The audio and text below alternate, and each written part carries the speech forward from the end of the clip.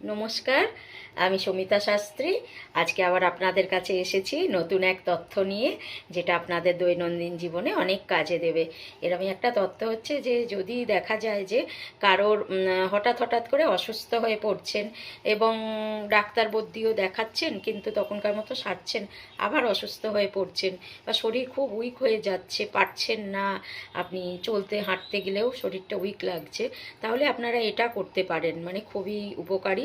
সেটা হচ্ছে যে মহাদেবের পুজো করতে হবে। তো সেটা করবেন কি, আপনারা মতি শঙ্খ কিনতে পাওয়া যায় দশকর্মার দোকানে বা বড় বড় দোকানে।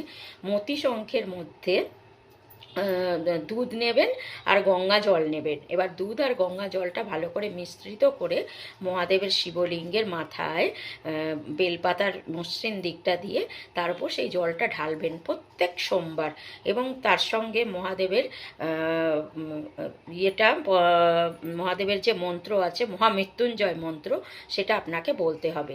ওটা 108 বার বলতে হবে। আর এটা যদি আপনি করতে পারেন প্রত্যেক সপ্তাহে, তাহলে কিন্তু আপনি এই এই যে আপনার রোগটা হচ্ছে, এই যে ঝিমিয়ে পড়ছেন, এটা কিন্তু আপনার এমনি কোনো রোগ না, এটা আপনার হচ্ছে গ্রহের একটা প্রভাব পড়ছে আপনার ওপর। মানে গ্রহের প্রভাব বলতে খুবই দুর্বল হয়ে গেছে আপনার সেই গ্রহটা। তো সেই গ্রহকে আপনি স্ট্রং করতে পারেন মহাদেবের উপাসনা করে। এবং সেটা হচ্ছে চন্দ্র গ্রহ উইক হয়ে গেলেই মানুষের মন থেকে তো জোরটা আসে, সেই মনের জোরটা হারিয়ে যায়। আর আমাদের মহাদেব হচ্ছেন চন্দ্রের কারক গ্রহ, মনের গ্রহ।